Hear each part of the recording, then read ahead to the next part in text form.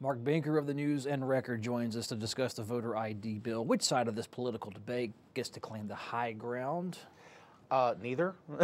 I mean, one side says the graveyards are voting, the other side says not a problem. Yeah, the graveyard voting, I think if you went and talked to the Board of Elections, they would say, no, that's a misunderstanding and a misconception.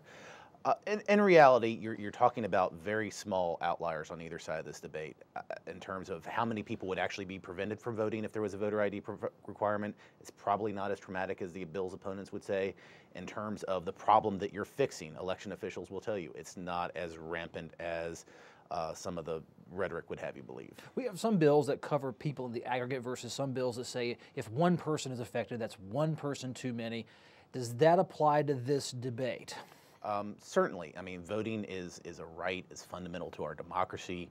It's something that people hold, sacred and cherish, and well, they should. And the question you're really asking here is what side of the scale should balance? Should we lean towards making it easier for people to vote and risk having people who shouldn't cast a ballot, or should we make it harder for people to vote, put what some people termed hurdles yesterday in the way, and risk maybe somebody who should be able to vote not being able to? Is there any indication why a voter ID bill was not offered as a standalone piece of legislation as opposed to lumping it with 5 other proposals? There's 2 answers I've gotten to that question. One is they wanted to sort of take a comprehensive swipe at restoring people's faith in government and making sure that people had faith that their government was operating properly. The other end of it is they're trying to get a bill that the governor will sign.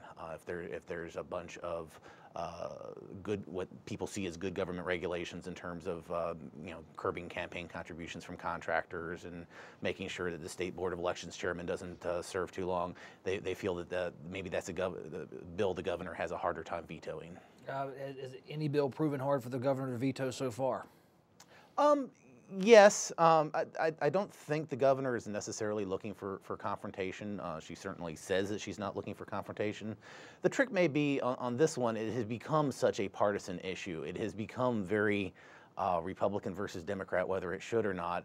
And you're seeing the organs of the state Democratic Party and on down really fighting this one tooth and nail. And I would imagine that Governor Perdue is going to be under a great deal of pressure from her own party to take a stand on this one. Looking over at the Senate Republican side, as this bill is currently written, are the Senate Republicans on board, or will they need their tweaks made if this bill can clear the House?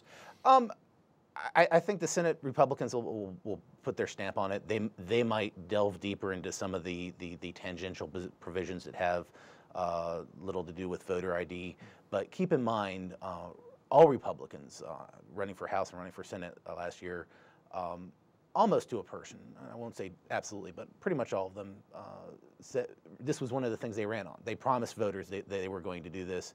Senator Berger has said that this is a priority, so I think you're going to see this voter ID bill pass in some way, shape, or form. Thank you, Mark. Yep.